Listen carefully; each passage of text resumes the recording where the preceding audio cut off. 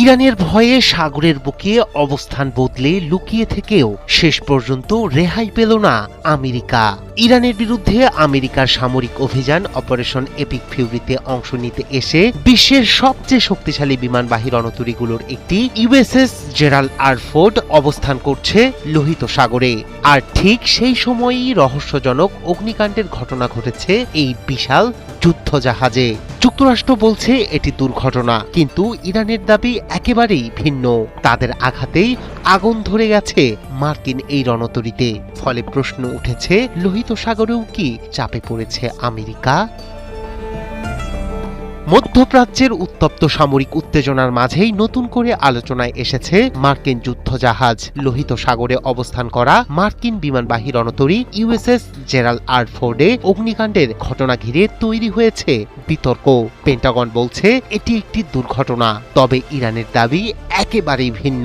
তাদের আঘাতেই আগুন ধরে যায় এই বিশাল যুদ্ধজাহাজে। বৃহস্পতিবার রণতরীটিতে আগুন লাগে বলে একাধিক সূত্র নিশ্চিত করেছে। মার্কিন কর্মকর্তারা জানিয়েছেন প্রাথমিকভাবে আগুন নেভানো সম্ভব হয়েছে। এদিকে মার্কিন সেন্ট্রাল কমান্ড সেন্টকমের এক বিবৃতিতে বলা হয়েছে, আগুনের সূত্রপাত হয়েছিল জাহাজটির প্রধান লন্ড্রি স্পেস থেকে। তাদের দাবি, আগুনের সঙ্গে কোনো যুদ্ধ পরিস্থিতি বা শত্রুপক্ষের হামলার সম্পর্ক নেই। বিবৃতিতে আরো বলা হয়, আগুন দ্রুত নিয়ন্ত্রণে আনা হয়েছে এবং রণতরীটি সম্পূর্ণ সচল রয়েছে বলেও দাবি করেছে মার্কিন সামরিক কর্তৃপক্ষ। তবে আগুনে অন্তত 2 জন মার্কিন নৌসেনা আহত হয়েছেন। বর্তমানে তাদের অবস্থা স্থিতিশীল।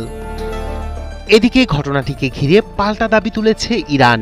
দেশটির ইসলামিক রেভলিউশনারি গার্ড বাহিনীর দাবি, এটি কোনো দুর্ঘটনা নয়। তাদের আঘাতেই আগুন ধরে যায় মার্কিন এই বিমানবাহী রণতরীতে। ইরানের দাবি, প্রকৃত ঘটনা গোপন করার চেষ্টা করছে আমেরিকা। একই সঙ্গে তারা অভিযোগ করেছে, নিজেদের সামরিক ক্ষতি ও সৈন্য হতাহতের প্রকৃত তথ্য প্রকাশ করছে না ওয়াশিংটন। জাহাজ পর্যবেক্ষকদের তথ্য অনুযায়ী বুধবার পর্যন্ত USS Gerald R Ford Saudi আরবের উপকূলের কাছে লোহিত সাগরের উত্তরাঞ্চলে অবস্থান করছিল। বিশ্বের সবচেয়ে আধুনিক এই বিমানবাহী রণতরীটির সঙ্গে 3টি সহায়ক যুদ্ধজাহাজও রয়েছে।